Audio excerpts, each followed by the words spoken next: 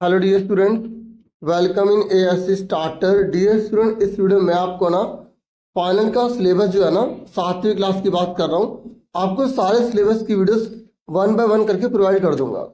आपको बता दूं कि सैम्पल पेपर भी आपके डीओ की तरफ से जल्दी आने वाले हैं, तो उसके रिगार्डिंग मैं आपको अलग से वीडियो प्रोवाइड करूंगा। अभी आपको एक एक करके मैं सिलेबस की वीडियो प्रोवाइड कर रहा हूँ। सबसे पहले मैं आपको इंग्लिश सब्जेक्ट की वीडियो प्रोवाइड कर रहा हूँ। आपको बता दूं कि फाइनल सिलेबस में आपका मिड टर्म का भी आएगा और बाकी जो आपने मिड टर्म में नहीं पढ़ा वो भी आएगा। तो क्या क्या आपको पढ़ना है आप ध्यान से समझ लीजिए। देखिए, मिड टर्म का भी सारा बताऊंगा, फाइनल का भी। मतलब आपको सर मिड टर्म का क्यों बताओगे, क्योंकि फाइनल टर्म में मिड टर्म का भी आएगा, इसलिए। तो आपको पॉइंट नंबर 1 करनी है। आपको ये वर्कशीट पहले से सारी तैयार कर लेनी है, जिसमें मैं सर्कल लगा रहा हूँ।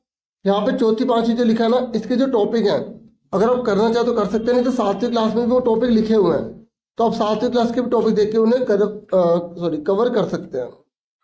ठीक है, अच्छे से एक एक चीज कीजिएगा अगर आप अच्छा स्कोर करना चाहते हैं। तो यहाँ पर मेंशन किया गया है, मैं सर्कल यहाँ पर आपको बता रहा हूँ कर कर। ठीक है, उसके बाद देखो यहाँ पर ये सारा लिखा हुआ है टेंसेस वगैरह। जैसे अगर टेंस लिखा आ गया तो आप देख लो कौन कौन से टेंस आपको करने हैं। देखो यहाँ पर इन्होंने इंट्रोडक्शन लिखा है और 7वीं क्लास में इन्होंने बताई दिया कि इंडेफिनिट है, कंटिन्यूस है। तो आप ये पूरे पूरे कर लो अच्छे से डिटेल में, वर्कशीट कर लो। यहाँ पर जो 4th 5th 6th में जो पैराग्राफ लिखे हैं ना 5-4 लाइन के, अब आपके ऐसे तो आएंगे नहीं, सिंपल सी बात है। तो आप 7वीं क्लास के जो टॉपिक है ना पैराग्राफ, जैसे बर्ड्स एंड एनिमल्स के रिगार्डिंग दे रखा है, तो आप उसके आसपास की चीजें कर लेना। ठीक है, जैसे यहाँ पर इंपॉर्टेंस ऑफ एनिमल बता रखा है, बेनिफिट्स ऑफ एनिमल्स बता रखा है, इंसान के लिए क्या फायदा है, सेव एनिमल बता रखा है। तो ये जो जो टॉपिक लिखे इनमें से कोई भी एक दे सकता है एग्जाम में, आपको अच्छे से करना है। फिर आपको लेसन नंबर 1 करना है, 3 क्वेश्चन, और आपको डब्ल्यू क्वेश्चन इसके रिगार्डिंग अपने क्वेश्चन बनाने आने चाहिए। ठीक है, और ये वर्कशीट हो गई, और यहाँ पर जो अपोजिट वर्ड लिखी है, वोकैबुलरी लिखी है, ये आपको अच्छे से तैयार करनी है। ठीक है, और देखो चौथी पांचवी छठी लिखा है ना, तो टेंस लिखा है, तो आप साथ ही में देख लो कौन सा टेंस है, पास्ट टेंस पास्ट परफेक्ट। तो यहाँ एक एक करके बता रहे हैं, इकट्ठे बता दिया। ठीक है, वर्कशीट हो गई। यहाँ पर ऑक्सिलरी वर्ब हो गई। ठीक है, 3 फॉर्म वर्ब हो गई, जैसे आपने पढ़ा होगा ना वो प्ले प्लेड प्लेड, अच्छे से उसे कर लेना। ऐसे पैराग्राफ देख लो, गार्डन के रिगार्डिंग बता रखा है। ठीक है, तो आपको ना जो पैराग्राफ और जो लेटर है ना वो मिड टर्म पर कम, और जो मिड टर्म के बाद जो बता रहे हैं उस पर ज़्यादा फोकस करना है। ठीक है, और यहाँ पर पैसिव फॉर्म दे रखी है, आप इसको भी अच्छे से कीजिएगा।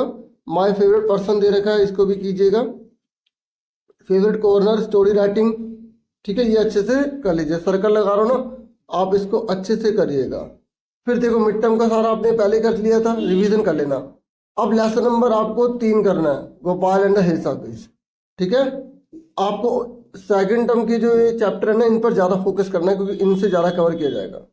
ये देखो कैसे कैसे क्वेश्चन आएंगे इसमें, MCQ, fill in the blanks, matching, ये सारे के सारे इसमें क्वेश्चन बता रखे हैं। और देखो यहाँ पे चौथी पांचवी छठी सातवीं में यहाँ पर आपको प्रीफिक्स सफिक्स दे रखा है ना, तो 7वीं क्लास में आपके है टॉपिक, तो आप प्रीफिक्स सफिक्स जितने हो सके प्रैक्टिस कर लेना।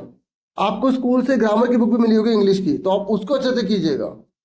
ठीक है, अगर आप अच्छा स्कोर करना चाहते हैं तो देखो फॉर्मल लेटर बता रखा है। लेटर कौन कौन से बता रखे हैं कि application to the principal in a guided format में लिखना है।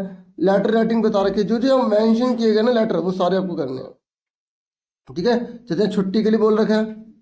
ठीक है, यहाँ पर ये लिखा है कि फॉर्मल जो लेटर ना वो जो फॉर्मेट दिया हो उसमें, अभी बताया नहीं कौन सा, तो 7वीं क्लास पर आप ज़्यादा कंसंट्रेट कीजिए। 7वीं क्लास में बता रखा है चेंज ऑफ सेक्शन के रिगार्डिंग, तो आप उस पर ज़्यादा ध्यान देना। और वर्कशीट कर लेना, ये सारी लेटर राइटिंग की जो वर्कशीट है ना इन्हें अच्छे से करना, क्योंकि इसी में तो क्वेश्चन बन के आ जाएंगे। और लेटर फ्रेंड को लिखना है, इन्वाइट करना है उसे बर्थडे पार्टी पर। तो देखो 2 लेटर दे रखे हैं यहाँ पर, एक और है, ये देखो यहाँ पर बता रखा है कि यंगर ब्रदर को बताना है कि गुड मैनर्स किसे कहते हैं, अच्छा बिहेव करना किसे कहते हैं। तो ये लेटर आपको अच्छे से करना है।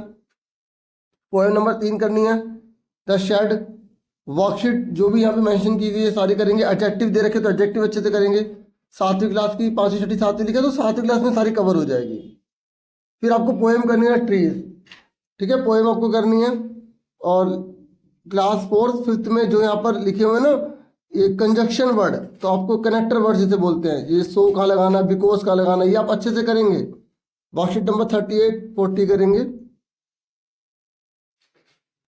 ठीक है, उसके बाद ये कंजक्शन हो गए, इसे कोऑर्डिनेटिंग भी आप बोल सकते हैं। जो जोड़ने का काम करते हैं, जैसे बिकॉज, एंड, और। फिर चीवी आपको पोएम करनी है, वर्कशीट दे रखी है, पोएम अच्छे से कीजिएगा। अलंकार दे रखा है यहाँ पर, पोएटिक डिवाइस, अलिट्रेशन, आपको एलिट्रेशन अच्छे से करना है, ठीक है। पोएटिक डिवाइस के रूप में बता रखा है। एलिट्रेशन होता है जब पहला अल्फाबेट सेम होता है, जैसे far, far from, F F F same आ रहा है ना, तो उसको हम क्या बोलते हैं, एलिट्रेशन। जैसे फार, फार फ्रॉम, तो यहाँ पर आप देखेंगे एफ एफ एफ सेम है, तो इसको हम एलिट्रेशन बोलते हैं। तो आपकी पोएम में लिखा है, आपको छांटना पड़ेगा, बताना पड़ेगा कि इसमें कौन सी पोएटिक डिवाइस है। तो आपके कोर्स में एक ही है एलिट्रेशन, तो आप एलिट्रेशन पे टिक कर दीजिएगा। तो देखिए ये आपका सारा सिलेबस था। 31 जनवरी तक आपका सिलेबस पूरा हो जाना चाहिए, क्योंकि उसके बाद आपके एग्जाम स्टार्ट हो जाएंगे। 15 फरवरी के आसपास एग्जाम हो जाएंगे, हो सकता है 12 से हो जाए।